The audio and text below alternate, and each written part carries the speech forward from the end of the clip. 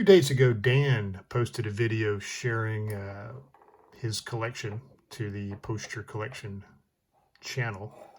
And I mentioned that more people ought to do that. And so I'm going to do that here today. Um, I'm probably best known for collecting Victorinox Swiss Army knives. And I thought about actually going through my Swiss Army knife collection, but I quickly realized that I would bore everybody to tears talking about the evolution of the golfer or changes in the corkscrew. So I decided to go a little bit different this time and talk about boys' knives. Um, every culture, or most every culture, has some sort of coming of age ritual where, and they're often gender specific, where young people are initiated into the fraternity of adulthood.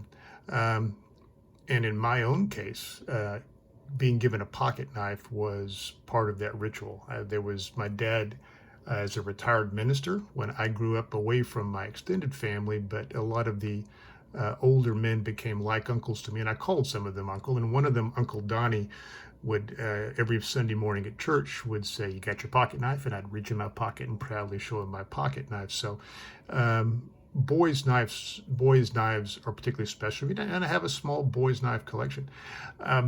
Okay, what's a boys' knife? Boys' knife usually describes knives from the late 18th, early 19th century that were actually marketed to and made for boys. And this is a relatively early example. This is a store-branded knife. It's actually stamped Norval's Best, which was a brand of the Shapley Hardware Company, which was located in St. Louis, but they had a large mail order business.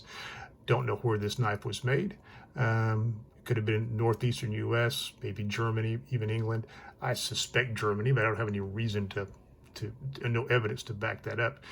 But in any case, a boy's knife usually has about a 3 to 3.5 inch long frame. Typically has a single blade, although sometimes it can have two. Usually a spear point blade, less commonly a sheep's foot, and least commonly a clip blade. And if it has a second blade, that will almost always be a small pin blade fixed to the same end, so the knife will have two springs. But this knife has about a 3-inch frame. It's got a single spear point blade. Wood scales or covers, as we call them in the traditional community. Single bolster, no bolster on the end. And this was a knife that was made for boys. It's very simple, about the right size. And there were other varieties of these as well about this. This one dates from, it's pre-World War I, best guess sometime between 1902 and 1917. You also will sometimes see them with all metal construction, metal scales or covers. This one could also be a gentleman's vest pocket knife and serve as a watch fob, but the lack of any sort of bail makes me believe this was actually marketed for boys, plus the fact that it has multiplication tables stamped onto the scales. And this one actually is made in Germany. But these are two typical types of knives you'd see in the late 19th century, very early 20th century boys' knives. Now, there's a challenge with these, of course. It would cost as much in terms of labor to make this knife as it would any other knife, because we have to all the steps in construction are the same, including hand sanding the scales to fit. So this poses a problem. If you want to market to boys don't have a lot of money, so we need to look at ways to cheapen production. And probably the most iconic boys knives are what are sometimes called the shell knives. And they're called shell knives because you can see that this faux bolster and cover are actually all one piece. And what they are, they're a hollow piece of stamped metal that are affixed to the liners by just tabs that are folded over on the ends. Very, very simple construction, very, very easy to make in a industrial setting. Single blade, single spear point blade. This one's by the Imperial Knife Company. And these were made by the millions. This has faux jig bone. You can see, by the way, look at the back spring, that's as stamped. So not a whole lot of finish work went into these. Most of them had some sort of bail. Often they had a chain attached to them with a keyhole shaped end that could be slipped over a button of a pair of overalls or a jacket or a suspenders button. But these are, again, made in the millions, and they can still be found very, very cheaply. This is one style that was made. You can see them with actually boys' knives in raised stamping on the knife. One of my favorite has "The Boy of America" stamped on the scales. But these could be found in this style of knife dates between 1919 to 1940 perhaps. But every community store, because in that time every small community had its own little general store, but you could find these often by the cash register, mounted on a card, ready for a boy to spend whatever money he might have in his pocket to buy one of these, and they were fairly cheap. A couple of other there have been several other designs in an effort to produce a knife that was inexpensive. This is an interesting design. In 1916, the Allen Cutlery Company came up with a patent that reduced the folding pocket knife to its minimum components. You have to have at least 3 parts in a pocket knife. You have to have a blade, obviously, a handle, and a pin to hold the 2 things together. This has exactly 3 parts. The handle is a single piece of steel, and you can see this tab is folded over. There's a hole in this side of the scale for a pin. This side, there is no hole. Instead, there is a slot cut. So what this allows you to do, with this folded over tab, what happens when you open or close the knife, the scales actually twist. That scale rides up in the slot over that pin, and the actual twisting of the scale provides the backspring tension. And it works pretty well. This is not by the Allen Cutlery Company. It says here, it's just stamped "Made in USA." I have no idea if it actually was or not, but this is a very, very cheap and expensive knife.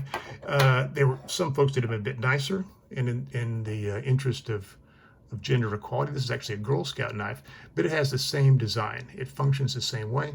The only difference is, instead of having a folded over tab for the scale, there is a piece of metal pinned in between the scales, and you can see how the pin slides up and down in that slot. And again, the twisting of the scales provides the backspring tension.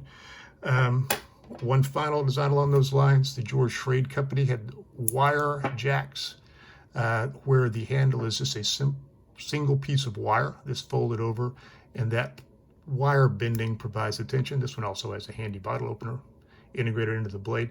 This is patented in 1942. You often would see these knives, and they made a bunch of different styles. They made fishing knives. You could actually get a complete set, knife, fork, spoon, that was part of some Boy Scout mess kits. But again, all you have is the wire handle, a pin, the blade. And this also incorporates a blade guard. It's a separate piece of steel. It's just folded in there, and it's held in place by tension and friction. And you'll often find these with this red piece missing, but it really doesn't serve any function because you can't contact the edge of the blade. But the Schrade wireframe knives were another example of that minimalist construction style. Now, after these were all up to about the 1940s. After the 40s, after World War II, we started to see a lot of production products coming to us out of Japan, and that really is where we kind of did stop seeing the traditional boy's knife.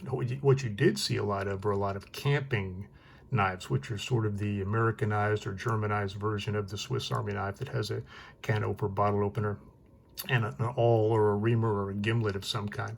But we didn't see the traditional boy's knives as much. This you could consider to be a boy's knife. This is a case knife from 62 to 64, somewhere in that time frame.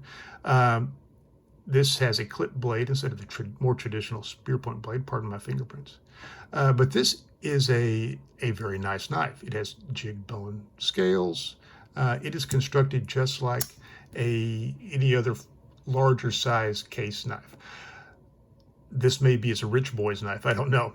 But this would not have been the kind of knife that I would have had when I was a boy. Case knives, or different men in our community would be fans of different knives. Some folks swore by Case. Some folks like what they called Tree brand or Boker, German Eye brand. But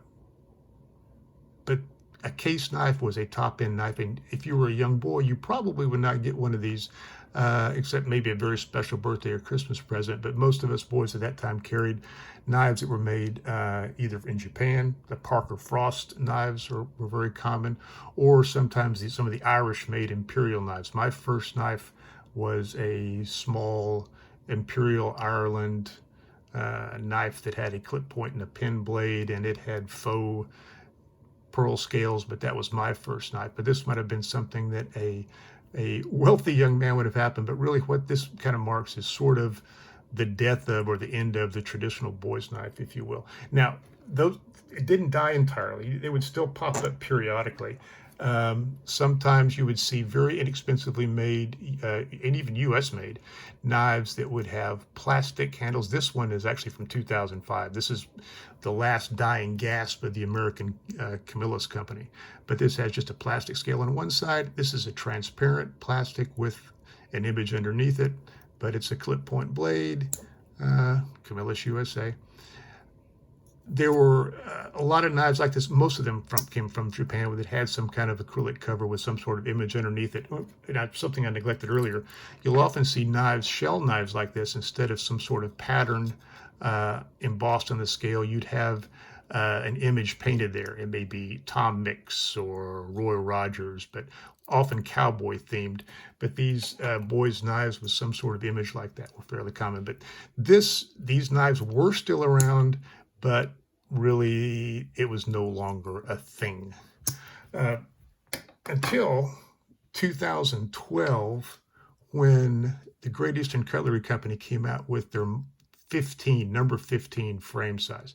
And this, you can see, looks like the old boy's knife. We have one bolster, bare head down here, single spear point blade, and they called it the Huckleberry Boy's Knife. And they've made these, they started in 2012. This is actually a 2018 model, but they've made these in all sorts of covers, and they're extraordinarily popular. 15 may be GEC's, or one of GEC's at least, most popular frame sizes. They've done them in Barlow's.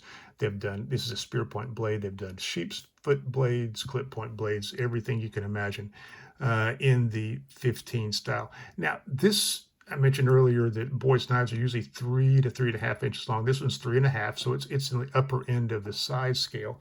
But in 2016, GEC came out with their Lick Creek Boys Knife, which is on their 14 frame, which is about a 1/2 inch shorter. And if we go back and take a look at this early 20th century knife, and then one from the early 21st century, we can see a whole lot of similarities. Wood scales, single spear point blade, single bolster. This is a return back to the old school boys' knives, and they were extremely popular. And something else they did too is they released this particular knife in a series of cover materials: wood, bone, micarta. They even have one in Knife Bright, glow-in-the-dark plastic. But as a matter of fact, I have a few I'll show you in a second. But this is, again, a return to the traditional boys' knife. And then, as this was 2016, in 2018, they did another release of the 14, another version of the boys' knife with clip point blades. And this is actually a very well-made knife. Of all the GECs, this is my favorite personally. Now, the clip point blade is there, which was not as common as spear points on boys' knives, but it still meets the requirements. And very few boys' knives had a bolster on the back end. These were almost always bare-headed knives, but I'll allow it because boys drop their knives frequently, and when you drop a bare-headed knife and it impacts something, chances are you're going to get a crack in the scale material. So I think this is an acceptable addition, even if it does add a little bit of cost. And I liked these knives so much that I bought a few. This came in a dozen different handle materials. And by the way, they also made this in a 2-blade configuration with a spear and a pin blade. And they did some variations like that with this one as well. This one they made in the 2018 14 series. They made in 19 if I remember correctly, different handle materials. Plus, they made a couple of Barlow versions with longer bolsters. And these were knives that I could not resist. At a little bit of a personal story, 2018, I lost a very dear friend of mine, my son-in-law, and he was a young man I was extremely fond of. He was raised in rural Iowa from should have been born in a previous generation. He was like I did. He grew up hunting and fishing, and I had a strong affinity for him. And unfortunately, these were released about the time of his death, so I could not resist building a collection of those. I have 15 of the patterns of the 19 released. The other four I don't have. Two of them I just didn't like the looks of. The covers I didn't particularly care for, and then two of them were duplicates. One was I have one in ebony. They released one in blackwood, which with a shield, which looked the same, and then they also had a different Northfield version with red jig bone, but I have a red jig bone, so I got all the ones I wanted. You know what? I also have again a few of the 2016 versions as well, and they sit on my desk. They are what I choose to decorate with in lieu of art. So that's it. Hope I didn't bore you too much, and have a wonderful rest of your day. Bye now.